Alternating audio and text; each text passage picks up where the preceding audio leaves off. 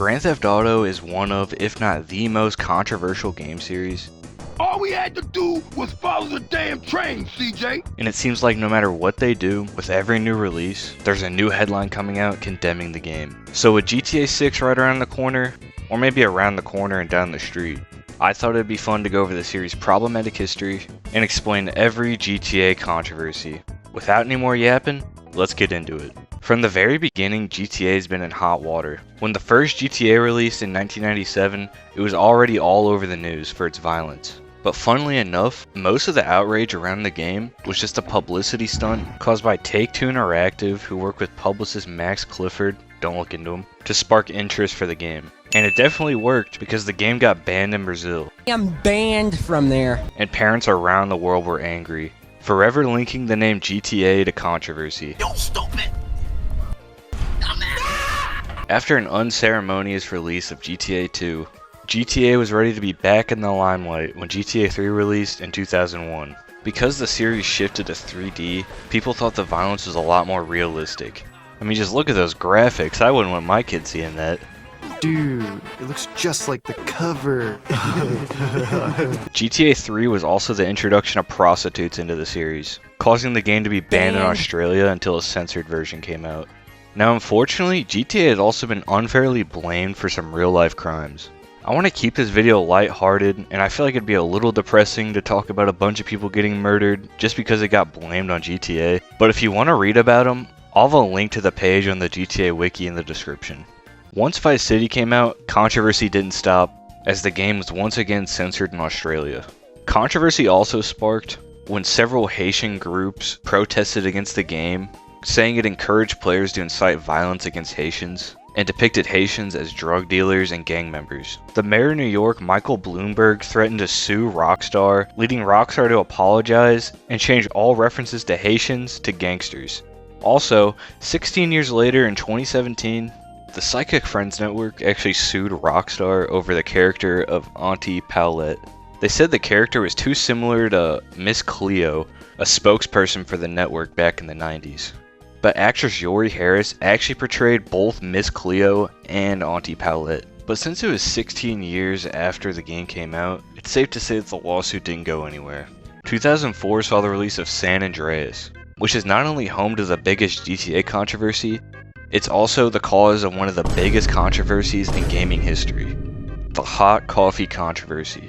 Oh shit, here we go again. Hot Coffee was actually a sex minigame that got cut from the game. In the released version of San Andreas, your girlfriend invites CJ into the house for some coffee, and then you hear them having sex inside as you just watch the house. But shortly after the game came out, modders found the original version of the minigame, where you get a more in-depth look at what's actually happening. You know, even though this looks like a Minecraft sex mod, I don't think I'm allowed to show anything that's happening on screen, so I'm gonna keep it censored. But once this minigame came to light, the media was outraged and it was all over the news. Multiple lawsuits came forward, even Hillary Clinton spoke out about it, forcing Rockstar to change the rating from mature to adults only, until they re-released San Andreas, completely cutting Hot Coffee from the game files. It is pretty funny to me how this game caused so much outrage, considering the kind of games we have now. GTA 4 was far from the end of controversy for the series, as it added drunk driving into the game. A group called Mothers Against Drunk Driving, or MAD for short, which is pretty ironic, were angry and demanded the game change its rating to adults only.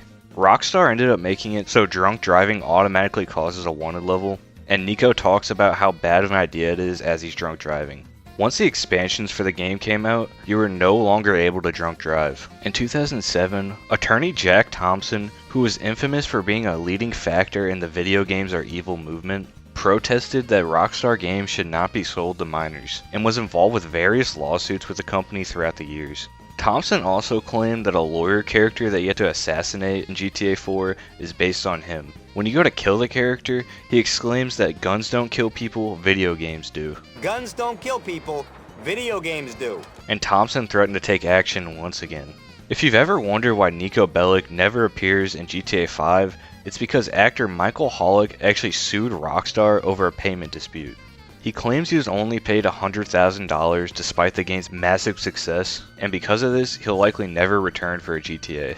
And the lines he does have in the DLC are just pre-recorded lines from the main game. And speaking of the DLC, even those weren't safe from controversy, as when The Lost and Damned came out, it found itself into even more trouble.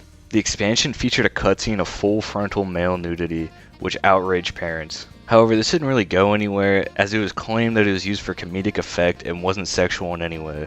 Moving on to a lesser known entry in the series, Chinatown Wars, a game released for the DS back in 2009. The only real controversy this game was involved in were parents were angry that Nintendo would allow a non-family friendly game onto their system. It is wild to me that a game like GTA was ever released on a Nintendo console, but apparently this isn't even the first time this has happened, as GTA 2 was released on the Game Boy Color, and GTA Advance was released on the Game Boy Advance.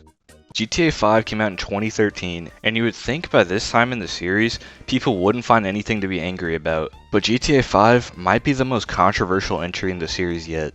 By far the biggest controversy from GTA 5 came from the mission By the Book, where Trevor brutally tortures a man. The mission featured graphic depictions of waterboarding, electrocution, kneecapping, and teeth pulling, which were deemed too violent even for GTA standards. The outrage that came from this mission made it one of the most infamous missions in GTA history. GTA 5 was once again under fire, not for its violence, but for its sexism. It was claimed that the game's portrayal of women was misogynistic and every woman character in the game was a stereotype. Which is weird because every character in GTA is a stereotype, since the game is a satire on American culture. Like Lester is literally a neckbeard redditor, and Trevor's a psychotic hillbilly, but the kind of people who get outraged over GTA are people who don't actually play the series and think it's just edgy and shock humor. Multiple celebrities have also sued Rockstar, like rapper Daz Dillinger, who claimed that Rockstar uses music without his permission, and actress Karen Gravano, who starred in the show Mob Wives,